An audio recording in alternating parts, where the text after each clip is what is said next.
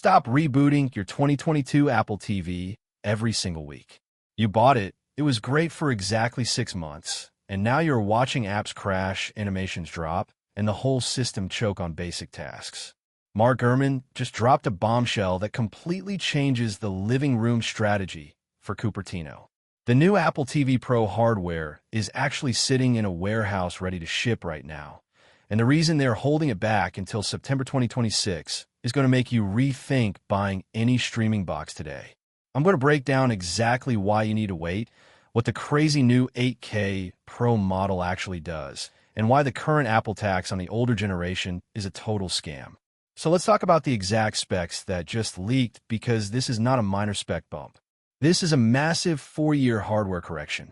Right now, the current Apple TV 3rd generation is basically running on life support.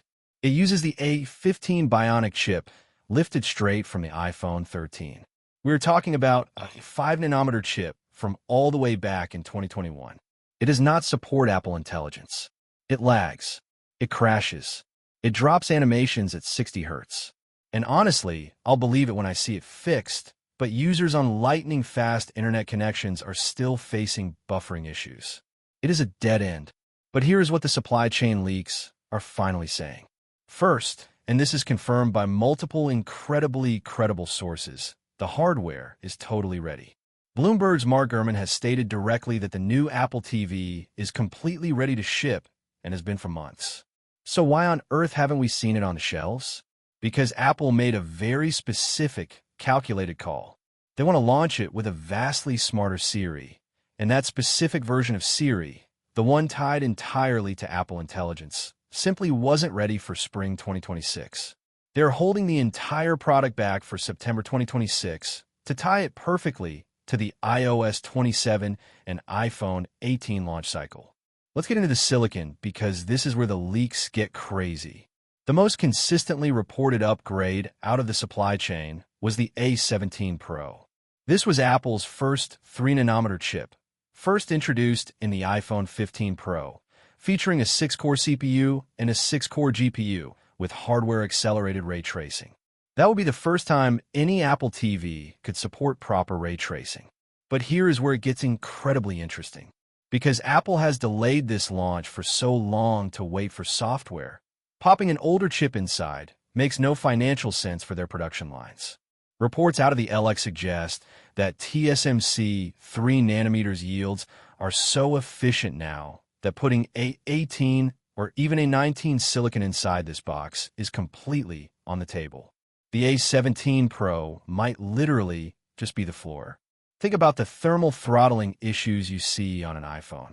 Now imagine that exact same A19 Pro chip sitting inside a massively ventilated black box sitting under your TV. There is absolutely zero thermal throttling.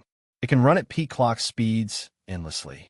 We need to talk about the memory, because the RAM situation is what actually dictates if this device will be your daily driver for the next 5 years. The leaks point to 8 GB of RAM, effectively double the current model. Wait, really? Just 8? Actually, 8 GB is not just a random number they pulled out of a hat. That is the hard minimum threshold required to run Apple Intelligence locally on the device. But some whisper network rumors from Mac Otakara point to a premium tier packing 12 GB.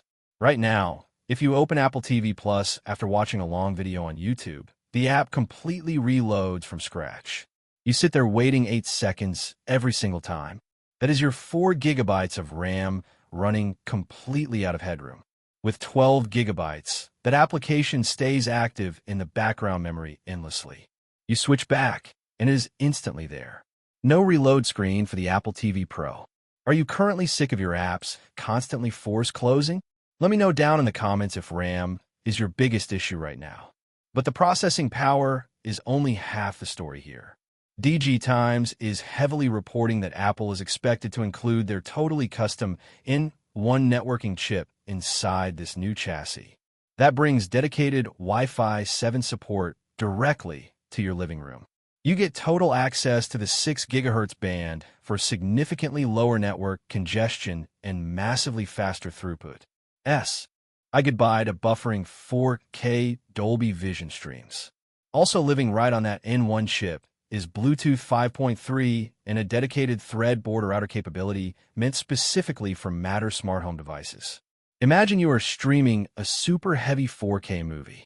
On the current box, it occasionally stutters when HomeKit automations fire off heavily in the background. Lights are adjusting, security sensors are reporting data, and the processor chokes.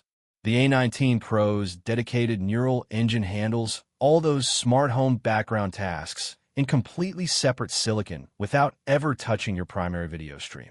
It is a brilliant hardware separation, and we cannot ignore the gaming aspect.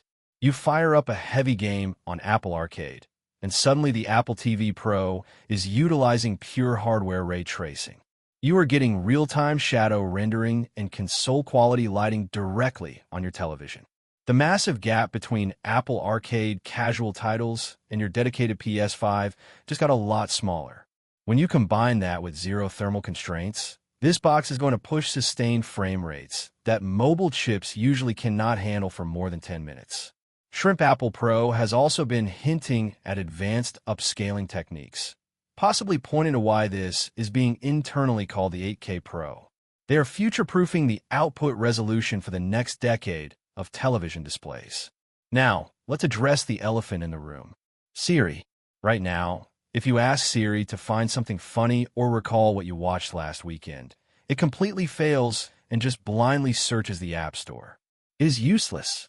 With Apple Intelligence built natively into tvOS 27, Siri finally gets local context. It actively checks your viewing history, understands natural language context, and actually recommends something highly relevant to your specific tastes. That contextual awareness is not just a neat feature. That is the whole point of the massive hardware delay. They need the heavy neural engine processing power to make voice search actually function seamlessly without sending every single request to a server farm in California. Seamless integration is the ultimate goal here. Finally, the price question. Currently, the Apple TV 4K sits at $129 for the basic 64GB Wi-Fi model and $149 if you want 128 gigabytes with the Ethernet port. Supply chain analyst Ming Chi, quote, recently flagged a sub-$100 price point as the ultimate sweet spot for the next base model, trying to finally compete with Roku and Amazon.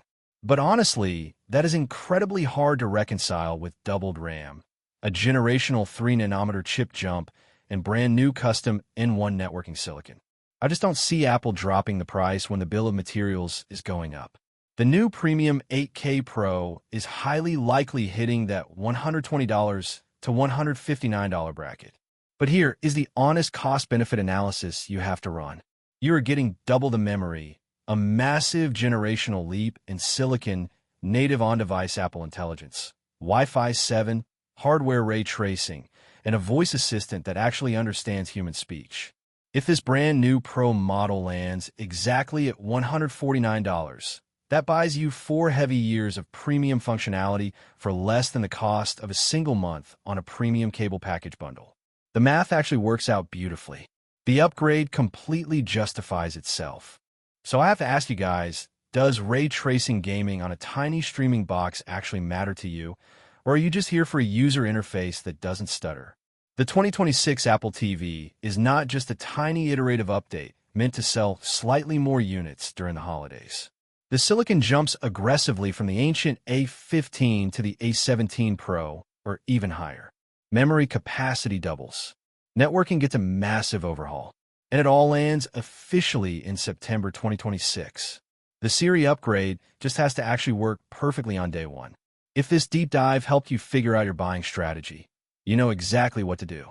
I will be actively tracking these exact supply chain leaks from Ross Young and others as we get closer to the fall event. Let me know what feature you are actually holding out for.